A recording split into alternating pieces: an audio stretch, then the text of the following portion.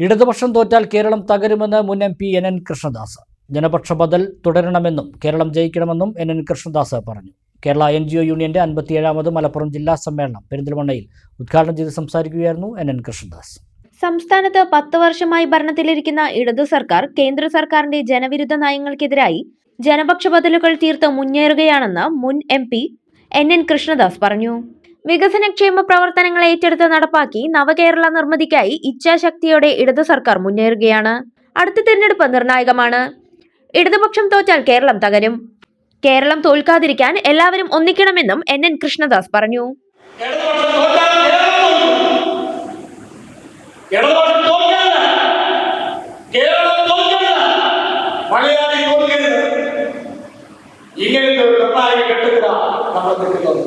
എല്ലാം അവരും കിടക്കൊണ്ടിട്ടുണ്ട്. കേരളം ഒരു തെരഞ്ഞെടുപ്പല്ല, കേരളം കേരളത്തെ തകർക്കാം. എല്ലാ വലതുപക്ഷക്കാരും ഒരുമിച്ചിരിക്കുകയാണ്. ഇവരെ നേരിടണം. മലയാളികൾക്ക് സാധിച്ചു. മലയാളികൾക്ക് കരുതുന്നു. കേരളത്തിന്റെ മുന്നേറ്റത്തിന് ഇനിയും നമ്മുടെ എല്ലാ സാധ്യതകളും ഉപയോഗിക്കാൻ കേരളത്തിൽ കരുത്തുണ്ടാവും.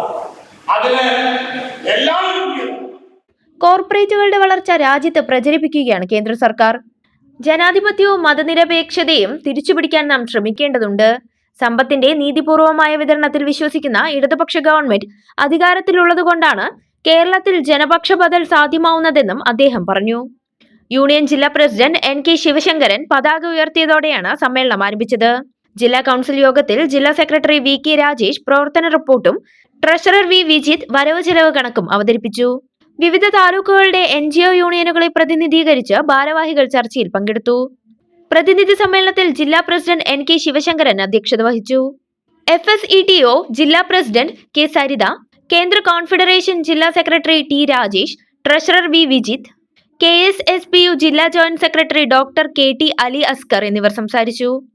ജില്ലാ ജോയിന്റ് സെക്രട്ടറിമാരായ PK സുഭാഷ് രക്തസാക്ഷി പ്രമേയവും M ശ്രീനാഥ് അനുശോചന പ്രമേയവും അവതരിപ്പിച്ചു.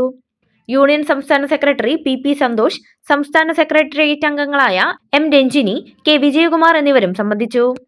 സംസ്ഥാന സെക്രട്ടേറിയറ്റ് അംഗം M രഞ്ജിനി സംഘടനാ റിപ്പോർട്ട് അവതരിപ്പിച്ചു. 2 ദിവസങ്ങളായി നടന്ന സമ്മേളനത്തിലെ സുഹൃത്ത് സമ്മേളനം CITU സംസ്ഥാന സെക്രട്ടറി ധന്യ ആബിദ് ഉദ്ഘാടനം ചെയ്തു. 30 അംഗ വനിതാ സബ് കമ്മിറ്റിയെ സമ്മേളനം തിരഞ്ഞെടുത്തു.